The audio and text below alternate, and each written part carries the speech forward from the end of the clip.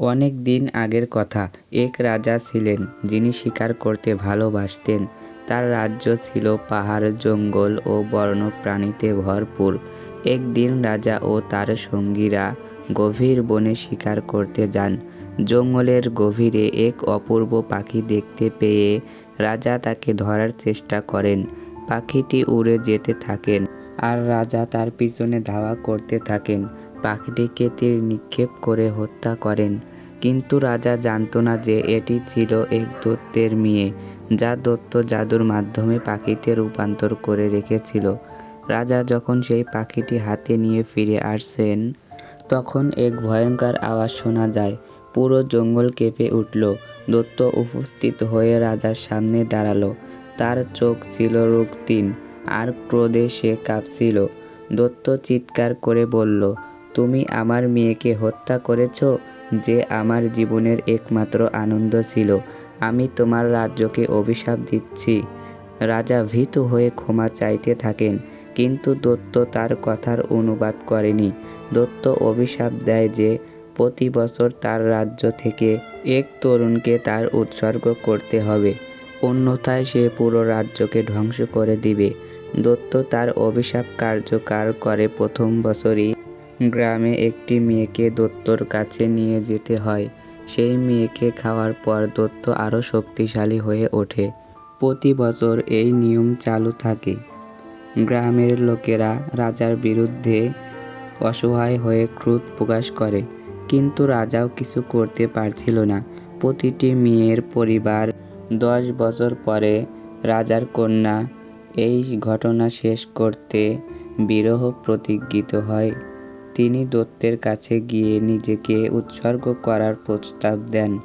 রাজার মেয়ে অত্যন্ত বুদ্ধিমতী ও সাহসী ছিল। তিনি দৈত্যকে বোঝান যে প্রতিশোধ নেওয়ায় তার মেয়ের আত্মা শান্তি আসবে না, বরং ক্ষমাই প্রকৃত শান্তির পথ। দৈত্য তার কথা শোনে না, কিন্তু তার সাহসিকতা ও সততা দেখে দৈত্যর মন নরম হয়ে যায়। অবশেষে দৈত্য অভিশাপ প্রত্যাহার করে এবং গ্রামবাসীকে মুক্তি দেয়। রাজার মেয়ের বুদ্ধি ও আত্মত্যাগে রাজ্যে আবার শান্তি ফিরে আসে। অন্য আরেকটি ঘটনা। এক সময় এক রাজা ছিলেন যিনি শিকার করতে অত্যন্ত পছন্দ করতেন। তার রাজ্যের শিকার ছিল এক ধরনের বিনোদন এবং ধৈর্যের পরীক্ষা। একদিন তিনি তার সেনাবাহিনীকে নিয়ে গভীর জঙ্গলে প্রবেশ করলেন।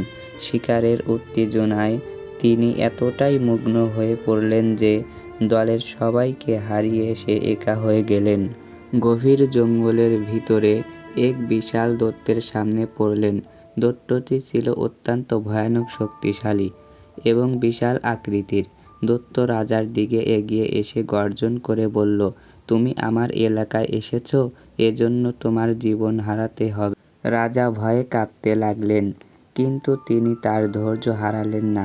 তিনি আল্লাহর উপর ভরসা করলেন এবং মনে মনে দোয়া করলেন যে, হে আল্লাহ, তুমি সর্বশক্তিমান, আমাকে এই বিপদ থেকে মুক্তি দাও। দৈত্য রাজার সাহস দেখে অবাক হয়ে বলল, তুমি ভয় পাচ্ছ না কেন? রাজা বললেন, আমি এক আল্লাহর বান্দা। আমি আল্লাহ ছাড়া অন্য কাউকে ভয় পাই না। আমার জীবন মরণ সব তার হাতে। দৈত্য তখন রাজার সাহস দেখে একটু চমকে গেল এবং তাকে বলল, তাহলে প্রমাণ করো যে তোমার আল্লাহ তোমাকে বাঁচাতে পারে। তোমাকে একটি পরীক্ষা দিব। যদি তুমি এতে সফল হও, তাহলে তোমাকে ছেড়ে দিব। দৈত্য বলল, তোমাকে একটি বিশাল পাথর সরাতে হবে, যা কেউ সরাতে সক্ষম নয়। রাজা নিরাশ না হয়ে আল্লাহর কাছে সাহায্য চাইলেন। তিনি দৃঢ় বিশ্বাসে আল্লাহর নাম নিয়ে পাথরটি সরানোর চেষ্টা করে। আশ্চর্য বিষয়, পাথরটি সহজেই সরে গেল। দৈত্য অবাক হয়ে বলল, তোমার আল্লাহ সত্যি শক্তিশালী। তবে দৈত্য সহজেই ছেড়ে দিতে চাইল না। সে আরও একটি কঠিন পরীক্ষা নিল। একবার তাকে বিষধর সাপকে হাত দিয়ে ধরতে হবে। আবারও আল্লাহর উপর ভরসা করে সাহস করে সাপটি ধরলেন। সাপটি রাজাকে কিছুই করল না। দৈত্য এবার আরও বেশি চমকে গেল এবং রাজার প্রতি তার শ্রদ্ধা জাগল। দৈত্য এবার বলল, তোমার আল্লাহ সত্যি অসাধারণ। আমি অনেক মানুষ দেখেছি যারা আমাকে ভয় করে, কিন্তু তোমার মধ্যে আলাদা কিছু আছে। তোমার এই সাহস এবং বিশ্বাস আমাকে বদলে দিল। দত্ত তারপর ইসলাম সম্পর্কে জানতে চাইল। রাজা তাকে ইসলাম সম্পর্কে জানালো এবং এক আল্লাহর উপাসনা করার আহ্বান জানালেন। দত্ত তখন শাহাদাত পাঠ করে মুসলমান হয়ে গেল। এরপর দত্ত রাজাকে নিরাপদে জঙ্গলের বাহিরে পৌঁছে দিল। রাজা আল্লাহর কৃতজ্ঞতা জানালো এবং এই ঘটনা তার রাজ্যের জনগণকে শোনালো। সবাই এতে আল্লাহর কুদরত ও তাওহীদের গুরুত্ব বুঝতে পারল।